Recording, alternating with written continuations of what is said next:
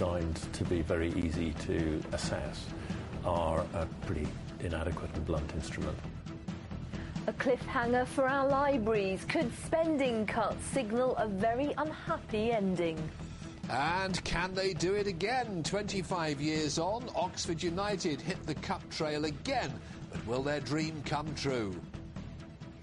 Also in tonight's programme, Martin Davis is here to tell us how you can help us find some of Britain's best spots. And given the gift of life, we meet the little miracles who are smiling once more. Plus, the great artist Pablo Picasso was in demand all over the world.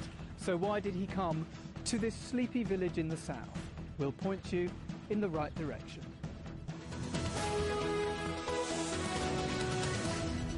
Good evening to you. It's been a bumper year for tens of thousands of GCSE students with improved results for the 23rd year running.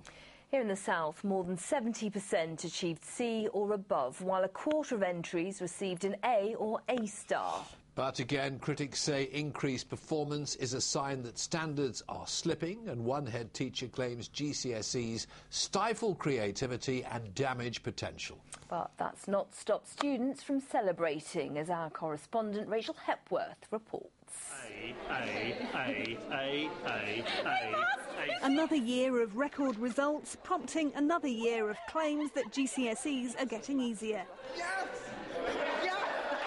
But try telling that to those who've put the work in. No, not at all. They were way harder. You're taking 10 at a time, so it's like all different subjects. Yeah. And there were lots of happy faces today from Varndine School in Brighton. I got 5 A stars, 4 A's and a B. To Priestland School in Lymington. I got A! I got everything good. And at the John Medeski Academy in Reading and Wheatley Park School in Oxfordshire, where exam results have improved greatly on last year. But some believe GCSEs can be damaging.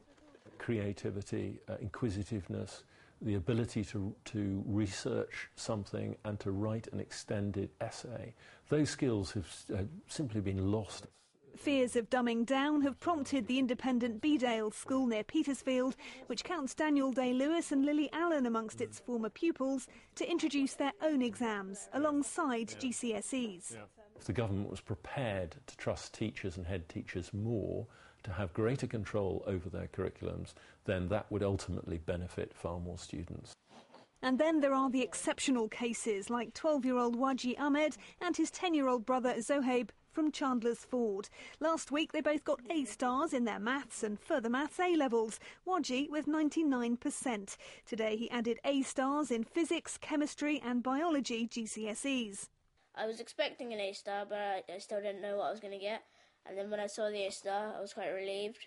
There's no suggestion that they're being pushed into it, that they don't want to do this? No, they love doing their work. They love doing maths. Then after the maths, now he'll be planning to do A-level physics and chemistries.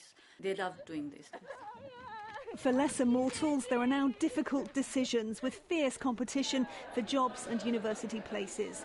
For most of these teenagers, GCSEs, whatever your views of them, will simply be the next step on a competitive career ladder.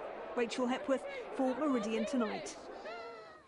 Well, earlier we spoke to David Lewis. He is a psychologist who has done research into the tricks and twists of the exam system and is also the author of the book Pass That Exam.